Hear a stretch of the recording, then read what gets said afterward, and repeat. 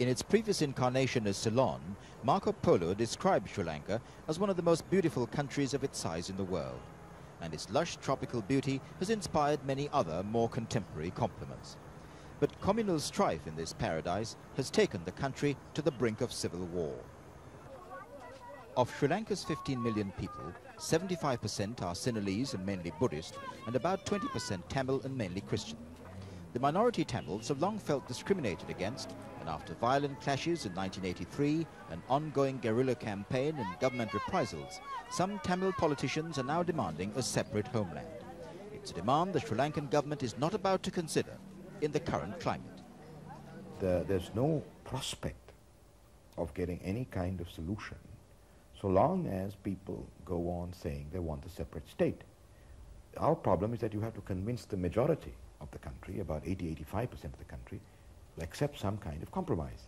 This you cannot do when a group are saying, well, what we want is a separate state. That is the reality we have. If the idea of a separate state is put away, or at least into cold storage for some time, and the acts of violence are put away or suspended for some time, then you would create the necessary atmosphere for some kind of political dialogue and compromise. We tried for many years to take a different way, ignore the acts of violence, ignore the fact that there was a group calling for a separate state, and try to produce a political compromise. Our experience is that we have not succeeded in that.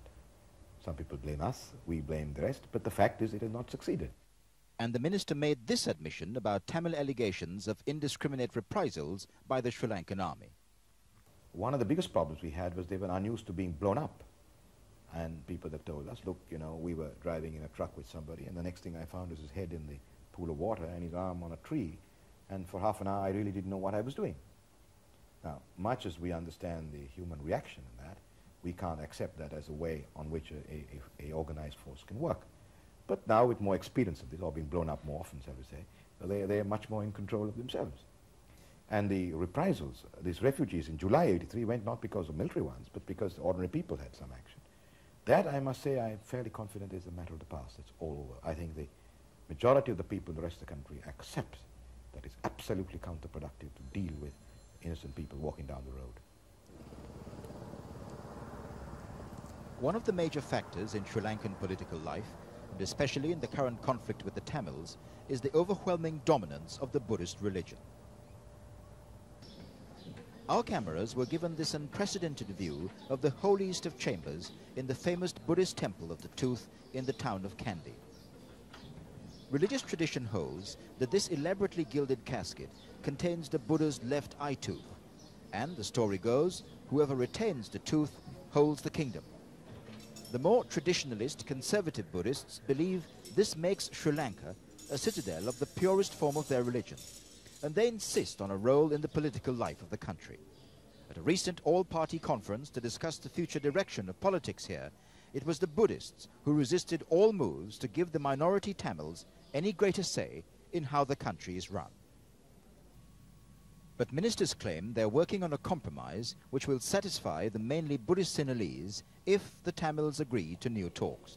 I think His Excellency the President is working out a practical scheme for devolution of power on the basis of districts.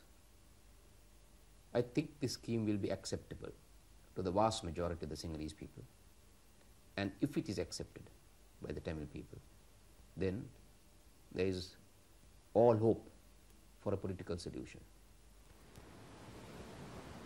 Until that time, Sri Lanka's economy will continue to go through difficult times.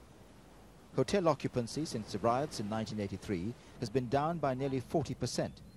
And despite a variety of cut-price package offers, leading hoteliers have been unable to attract visitors. In the past, tourism in Sri Lanka has been a major foreign exchange earner. That's one reason why Mrs. Thatcher is being given the kind of welcome usually reserved for visiting royalty. In the last 24 hours, Union Jacks have sprouted everywhere. Few people in the street know about the visit, and fewer still would seem to care. But the Sri Lankan government has attempted to combat this lack of interest by advertising the reason for her coming here with posters stuck on primitive street-side water tanks. This, of course, is why Mrs. Thatcher's here, to formally open the Victoria Dam. Built almost entirely by British aid money, 120 of the £145 million the Sri Lankan government managed to persuade other countries to lend it on easy terms. Sri Lanka specializes in getting overseas money for projects like the Victoria Dam. 60% of all government expenditure here is met by aid. No other country gets more. But government ministers insist that this does not harm the Sri Lankan economy, and they're looking for more money to build more dams. However ministers may choose to put it, the economic survival of Sri Lanka, its ability to get more aid money for big projects like the Victoria Dam, could eventually depend on how the government manages to defuse the potentially explosive Tamil issue. Two facts govern that perception. It was the Tamil issue which forced the cancellation of an early attempt to open this dam last September, and the mainly Tamil North, which Mrs. Thatcher wouldn't see about 150 miles from here, is still cordoned off for security reasons and banned to tourists and journalists. Given that consideration, one diplomatic view here is that it seems unfortunate that Mrs. Thatcher won't be able to meet on this trip any of the 14 Tamil MPs expelled from Parliament in Colombo for refusing to denounce the idea of a homeland for their people. Trevor MacDonald, ITN, at the Victoria Dam in central Sri Lanka.